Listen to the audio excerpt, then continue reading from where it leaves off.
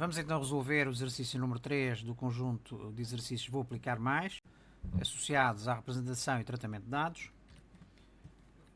Portanto, o nosso exercício é o terceiro, está localizado aqui, cujo enunciado é o seguinte. Na escola da Mafalda realizou-se uma votação para eleger uma lista para a Associação de Estudantes.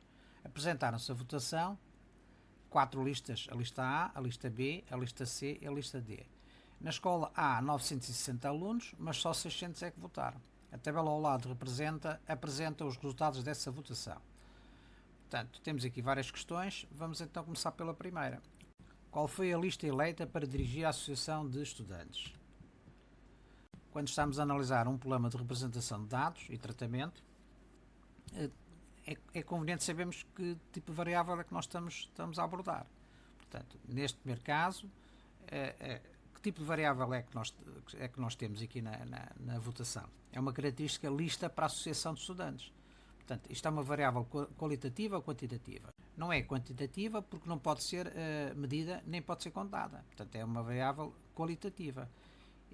Como as listas estão ordenadas alfabeticamente, portanto, se tivessem nomes sem qualquer nexo, seria uma variável qualitativa nominal, mas neste caso, como as listas estão ordenadas por ordem alfabética, existe uma certa ordem entre elas, não é?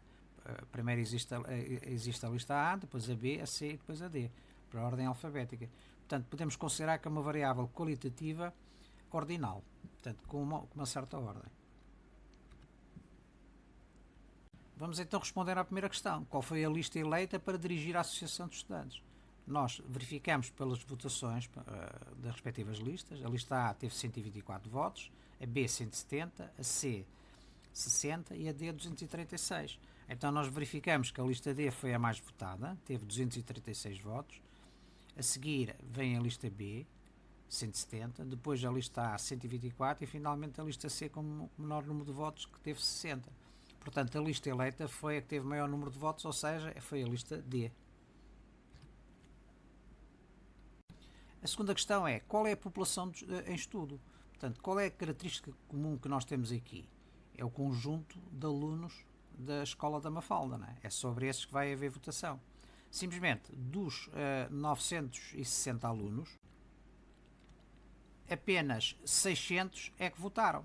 E votaram desta maneira. Portanto, os 600 votos foram desta maneira. Portanto, a população é o conjunto constituído pelos alunos da Escola da Mafalda, que é este conjunto U, e a amostra, extra problema, que não é solicitado, mas para nós vermos qual é a diferença, temos o conjunto constituído por 600 alunos da Escola da Mafalda. São os que votaram, não é?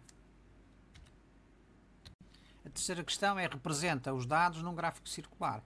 Portanto, para nós fazermos o gráfico circular, nós temos que saber qual é a amplitude unitária do setor circular. Portanto, temos as listas com as respectivas votações. Sabemos que o total de votos foram 600, porque tiveram aqui 6 em branco e 4 nulos.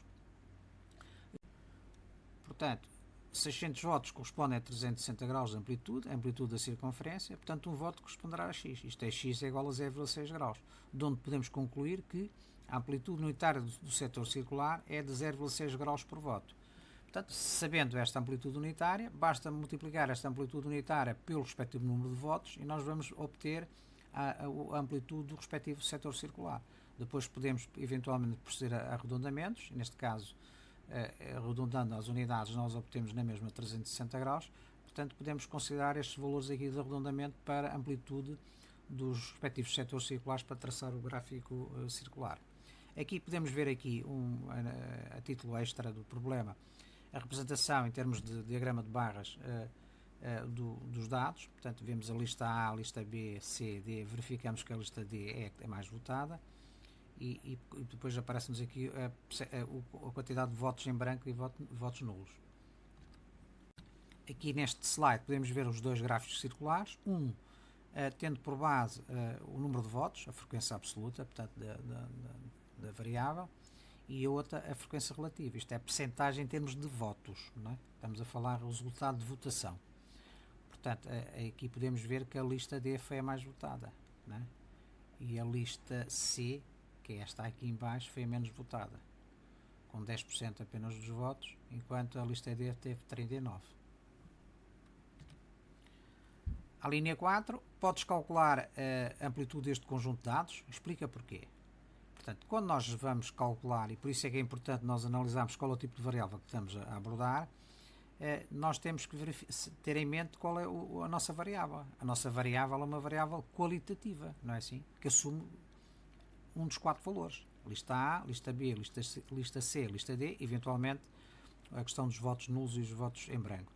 Pronto, a amplitude seria o valor máximo que a variável assume menos o valor mínimo.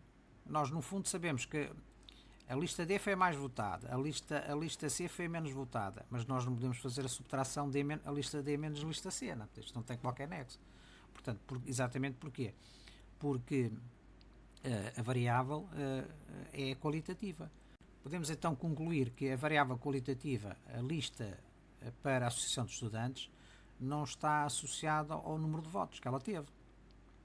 Ela está associada, a variável está associada a um destes valores de lista, ou lista A, ou lista B, ou lista C, ou lista D. Portanto, os votos são simplesmente para sabermos a ordenação em termos de votação. Portanto, não é possível calcular a amplitude deste conjunto de dados porque a variável é qualitativa.